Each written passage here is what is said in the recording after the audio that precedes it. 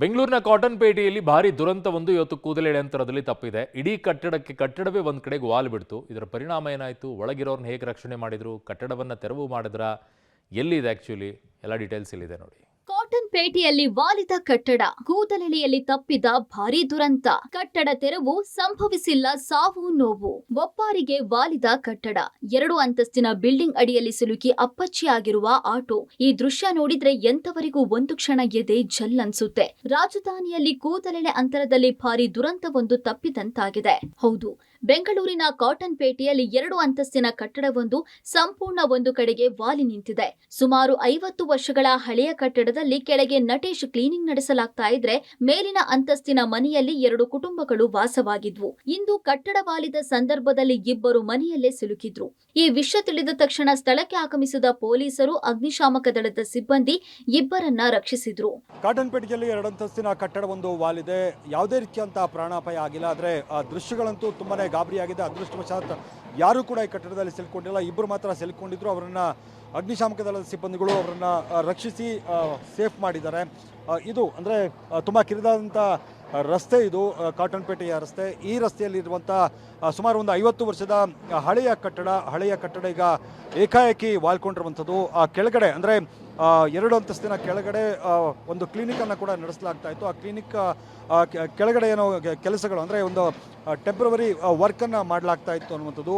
ಆ ವರ್ಕ್ ಮಾಡುವಂಥ ಸಂದರ್ಭದಲ್ಲಿ ಏಕಾಏಕಿ ಕುಸಿದಿದೆ. ಅದೃಷ್ಟವಶಾತ್ ಯಾರೂ ಕೂಡ ಸಿಲುಕೊಂಡಿಲ್ಲ. ಇಬ್ಬರು ಮಾತ್ರ ಆ ಕಟ್ಟಡದಲ್ಲಿದ್ದರು. ಅವರನ್ನು ಹೊರಗೆ ಸೇಫಾಗಿ ಹೊರಗೆ ಕಳಿಸುವಂಥ ಕೆಲಸವನ್ನು ಮಾಡಲಾಗಿದೆ. ಈಗ ಗಮನಿಸ್ಬೋದು, ಆ ಕಟ್ಟಡ ಏನಿದೆ, ಕಟ್ಟಡ ವಾಲಿದ ಕೂಡಲೇ ಒಂದು ಆಟೋ ನಿಂತಿತ್ತಲ್ಲಿ. ಆಟೋ ಸಂಪೂರ್ಣವಾಗಿ ನಜ್ಜುಗುಜ್ಜಾಗಿದೆ. ಹಾಗೆ ಮನೆಯಲ್ಲಿದ್ದಂಥ ಎಲ್ಲರನ್ನು ಕೂಡ ಹೊರಗಡೆ, ಅಂದರೆ ಇಬ್ಬರು ಮಾತ್ರ ಇದ್ದರು ಅನ್ನುವಂಥದ್ದು. ಯಾಕಂದರೆ ಎಲ್ಲರೂ ಕೂಡ ಕೆಲಸ ಕಾರ್ಯಗಳಿಗೆ ಹೋಗಿದ್ದರು. ಅದರಿಂದಾಗಿ ಯಾರೂ ಕೂಡ ಮನೆಯಲ್ಲಿ ಇರಲಿಲ್ಲ.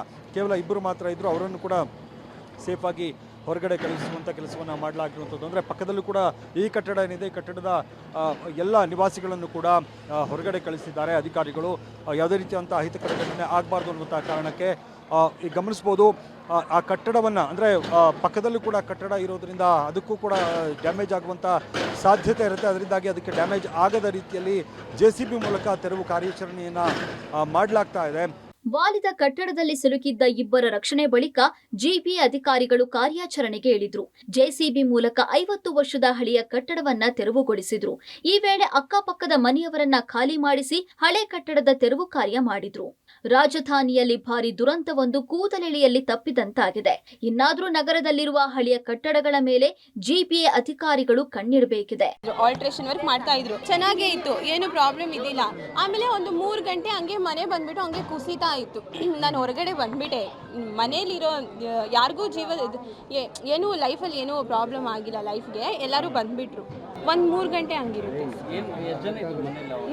ನಾವು ಫಸ್ಟ್ ಫ್ಲೋರಲ್ಲಿ ಇದ್ವಿ, ನಾನು ಮಾತ್ರನೇ ಇದ್ದೆ. ಮೇಲೆ ಬಂದ್ಬಿಟ್ಟು ಸೆಕೆಂಡ್ ಫ್ಲೋರಲ್ಲಿ 2 ಹೆಂಗಸರು ಇದ್ರು, ಒಂದು ಚಿಕ್ಕ ಪುಟ್ಟ ಮಗ ಇದ್ದ. ನಾನು ಬಂದಾದ್ಮೇಲೆ ಅವ್ರು ಬಂದರು. ನಮ್ಮ ವೈಫ್ ಅವರು ಅಪ್ಪ ತೊಗೊಂಡಿರೋದು 15 ವರ್ಷ ಆಯಿತು ತೊಗೊಂಡಿದ್ದು.